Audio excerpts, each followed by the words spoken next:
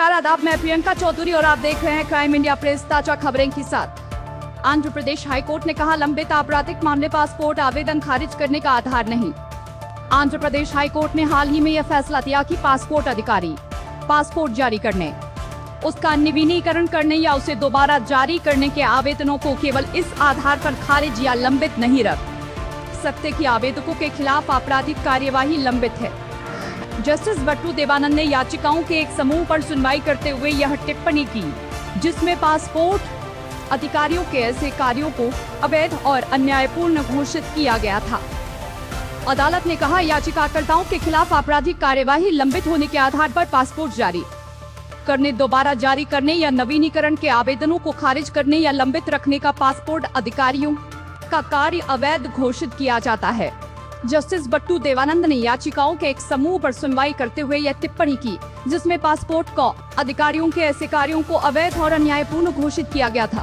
अदालत के समक्ष विचार का मुख्य बिंदु यह था कि क्या पासपोर्ट अधिकारी याचिकाकर्ताओं के खिलाफ आपराधिक कार्यवाही लंबित होने के आधार पर उनके पासपोर्ट जारी करने, दोबारा जारी करने या नवीनीकरण के आवेदनों को खारिज करने में उचित थे।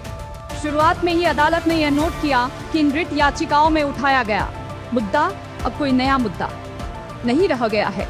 अदालत ने आगे कहा कि सर्वोच्च न्यायालय और विभिन्न उच्च न्यायालयों ने यह माना है कि पासपोर्ट जारी करने, दोबारा जारी करने या नवीनीकरण को केवल आपराधिक कार्यवाही लंबित होने के आधार पर रोका नहीं जा सकता।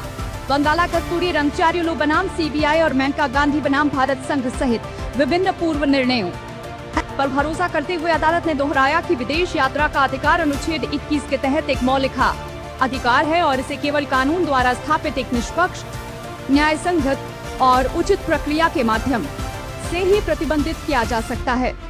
मिसालों को ध्यान में रखते हुए हाईकोर्ट ने फैसला दिया कि याचिकाकर्ता पासपोर्ट जारी करवाने, दोबारा जारी करवाने या रिन्यू करवाने के हकदार हैं। कोर्ट ने कहा ऊपर बताए गए स्थापित कानून की रोशनी में और इन मामलों के तथ्यों और परिस्थितियों पर विचार करने के बाद यह कोर्ट फैसला देता है कि याचिकाकर्ता अपने पासपोर्ट जारी करवाने, दोबारा जारी करवाने या रिन्यू करवाने के हकदार है, भले ही उनके खिलाफ आपराधिक मामले चल रहे हों। इसलिए कोर्ट ने पासपोर्ट अधिकारियों द्वारा पारित आदेश को रद्द कर दिया और उन्हें निर्देश दिया कि वे याचिकाकर्ताओं द्वारा पासपोर्ट जारी करवाने, दोबारा जारी करवाने या रिन्यू करवाने के लिए जमा किए गए आवेदनों पर विचार करें और उचित आदेश पारित करें, लेकिन ये शर्तें लागू होंगी।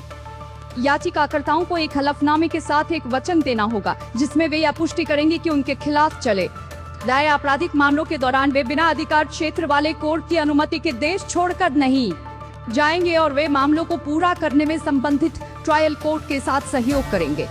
ऐसा वचन और हलफनामा जमा करने पर संबंधित ट्रायल कोर्ट 2 हफ्तों के भीतर उसकी एक प्रमाणित प्रति जारी करेगा। याचिकाकर्ता पासपोर्ट जारी करवाने, दोबारा जारी करवाने या रिन्यू करवाने के लिए ऊपर बताए गए वचन की प्रमाणित प्रति प्रतिवादी पासपोर्ट अधिकारी के सामने जमा करेंगे।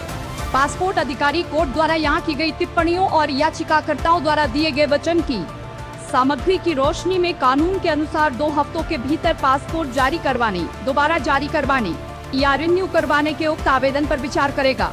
पासपोर्ट रिन्यू होने पर याचिकाकर्ता रिन्यू किया हुआ मूल पासपोर्ट संबंधित ट्रायल कोर्ट के पास जमा करेंगे।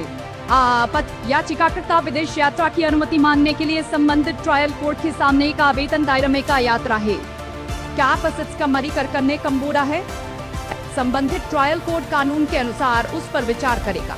पिछले साल सुप्रीम कोर्ट ने फैसला दिया था कि कानून के अधीन रहते हुए किसी नागरिक की घूमने फिरने, यात्रा करने, आजीविका कमाने और अवसर तलाशने की स्वतंत्रता संविधान के अनुच्छेद 21 के तहत दी गई गारंटी का एक अनिवार्य हिस्सा है। आगे कहा गया कि राज्य न्याय, सुरक्षा या सार्वजनिक व्यवस्था के हित में उस स्वतंत्रता को कहा गया है विनियमित या प्रतिबंधित कर सकता है, लेकिन ऐसा प्रतिबंध केवल उतनी ही सीमा तक सीमित होना चाहिए जितना आवश्यक हो, जिस उद्देश्य को प्राप्त करना है उसके अनुपात में हो और स्पष्ट रूप से कानून पर आधारित हो। अदालत ने कहा जब प्रक्रियात्मक सुरक्षा उपायों को कठोर बाधाओं में बदल दिया जाता है या स्थायी अक्षमताओं को अनिश्चितकालीन बहिष्करण में बदलने दिया जाता है, तो राज्य की शक्ति और व्यक्ति की गरिमा के बीच का संतुलन बिगड़ जाता है और संविधान का वादा खतरे में पड़ जाता है।